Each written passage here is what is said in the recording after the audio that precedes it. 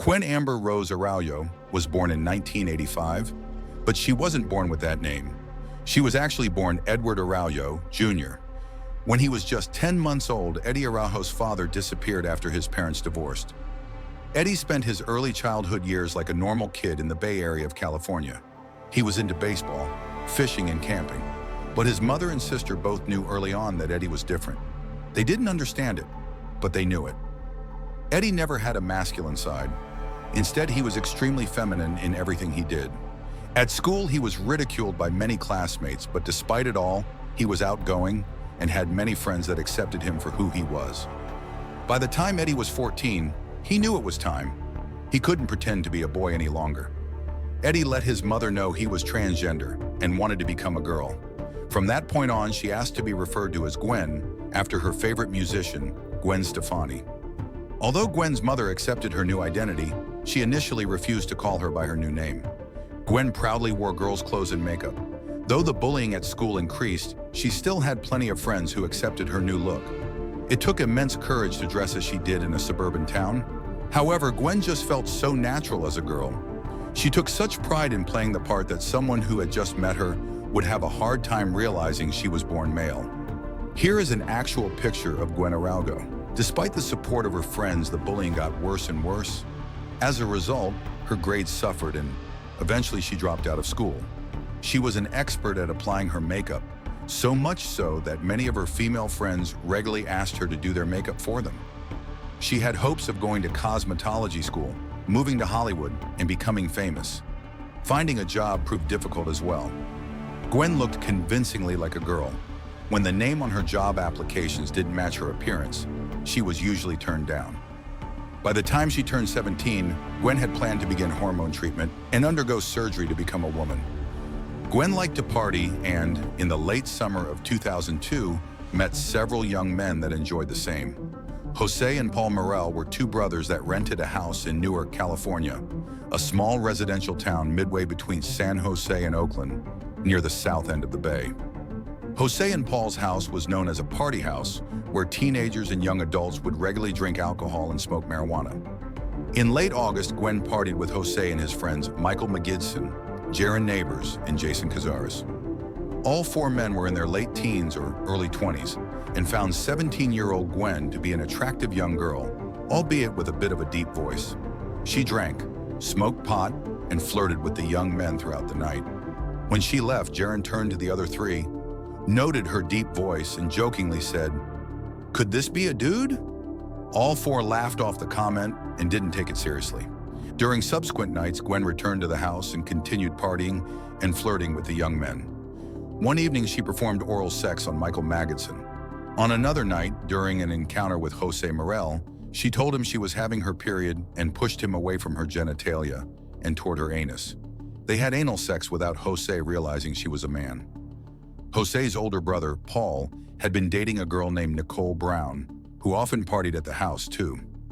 Nicole was a tomboy, a tough girl that liked to fight. She had never lost a fight to another girl until she met Gwen. Toward the end of a night of drinking, Nicole challenged Gwen to give the men in the room a striptease. The young men gathered around, but Gwen wanted no part in it. As Nicole egged her on, the challenge had escalated into hair-pulling, shoves, and eventually a full-fledged fistfight. In the end, the men pulled them apart, but Gwen had gotten the best of Nicole. Shocked that she received such powerful blows from a girl that was much smaller than her, Nicole told the men, "She fought like a guy." That night was the beginning of much speculation between the four men, Jose, Michael, Jaron, and Jason. Over the next 2 weeks, the men debated whether Gwen could actually be a boy. Jose and Michael, both of who had sexual encounters with her, were especially concerned. They questioned their own manhood. The four concluded that if she was indeed male, something bad could happen. 2 weeks later, on October 3rd, 2002, the four men were at a nightclub early in the evening.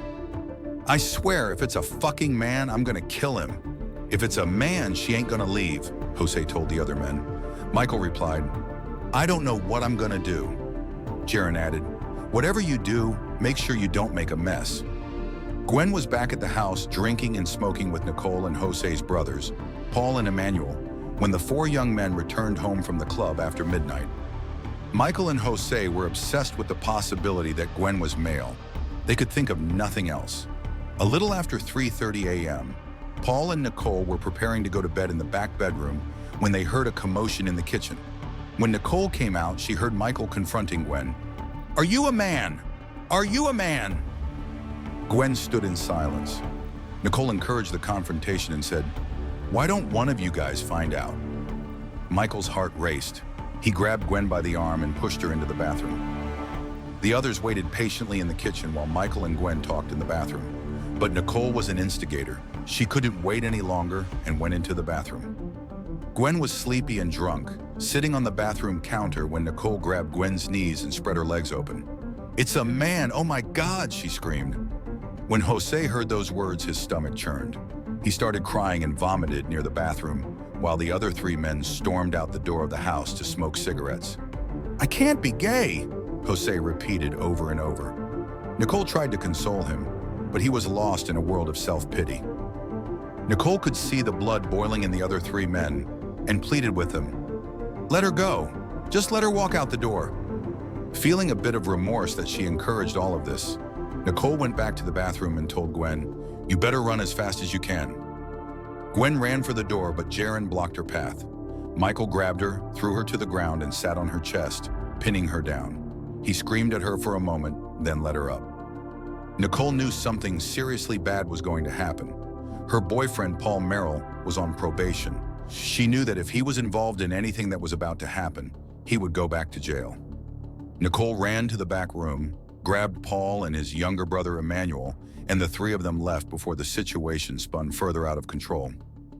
Michael yanked down Gwen's skirt to show her genitals, then started punching her in the face. When she fell to the ground, he put her in a chokehold, but Jaren and Jason pulled him off. When Gwen stood up, she said, "Please don't. I have a family." But Jose became enraged, grabbed a can of food from the kitchen counter, and struck her in the head with it. Gwen fell to the floor again.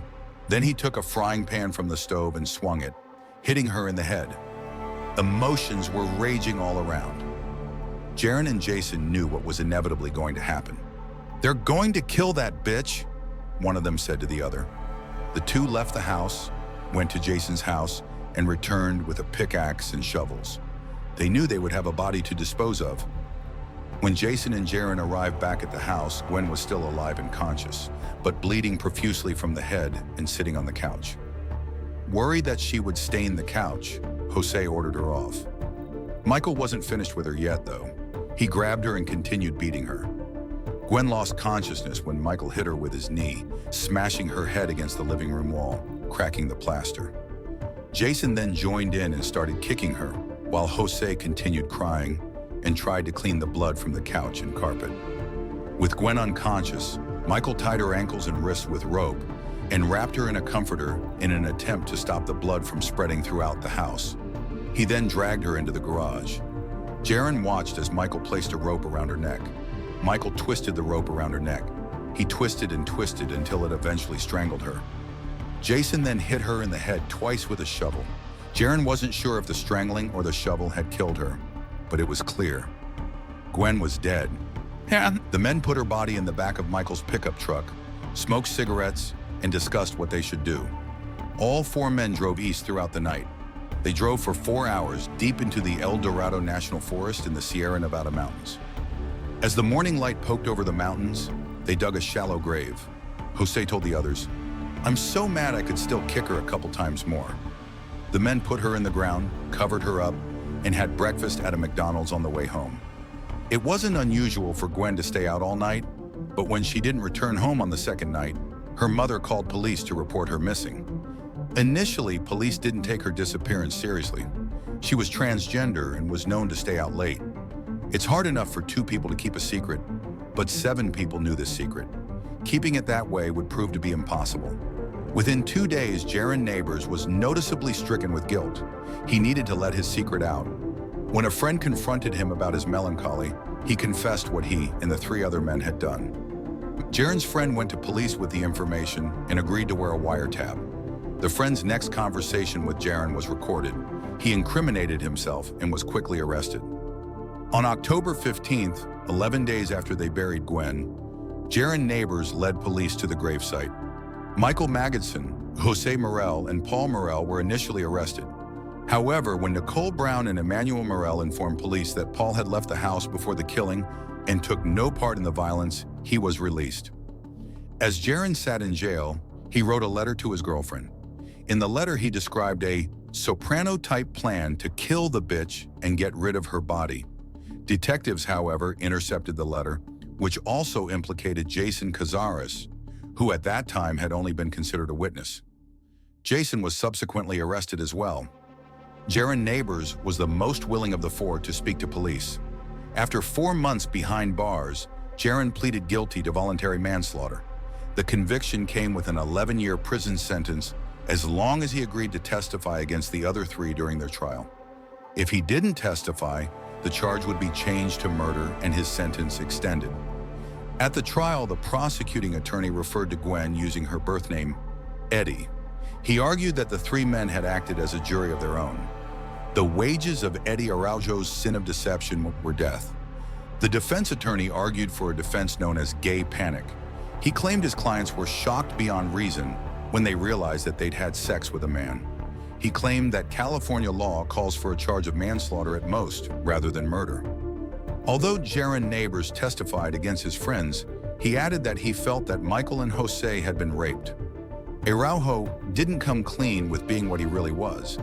I feel like he forced them into homosexual sex, and my definition of rape was being forced into sex. When the prosecution asked him how Gwen had forced them, he replied, through deception. After 9 days of deliberation, the jury couldn't decide if the murder was premeditated.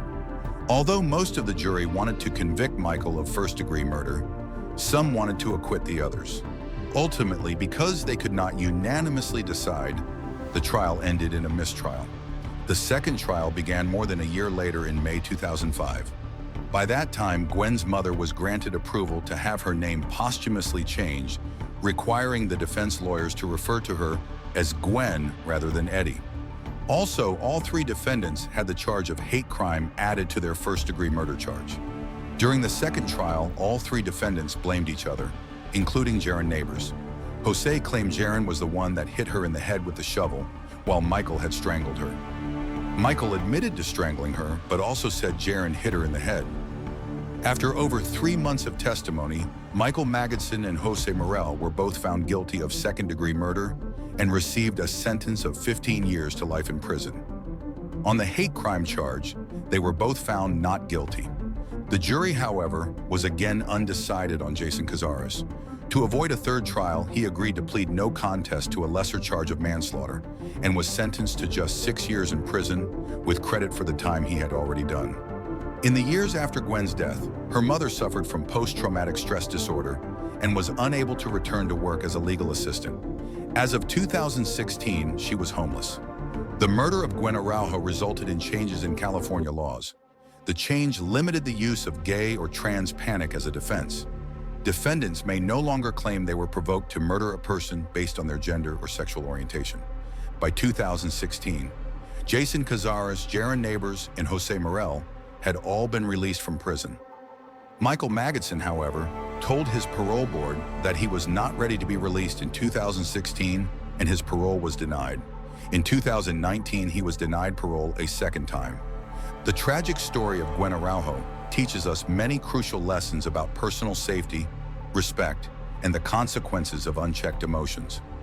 One of the biggest takeaways is the importance of being cautious in social situations, especially when meeting new people in party environments where alcohol and drugs are involved. It's always wise to let a trusted friend or family member know where you are and who you are with.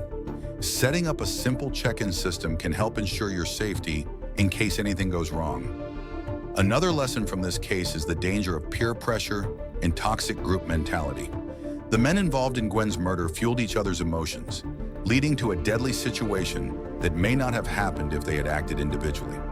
When people around you encourage reckless or harmful behavior, it's a red flag. Surround yourself with individuals who respect boundaries, and if a conversation starts escalating into anger or aggression, remove yourself from the situation immediately. This case also highlights the importance of recognizing red flags in social circles. The men who attacked Gwen displayed aggression, insecurity, and a deep fear of being perceived in a certain way. These insecurities spiraled into violence.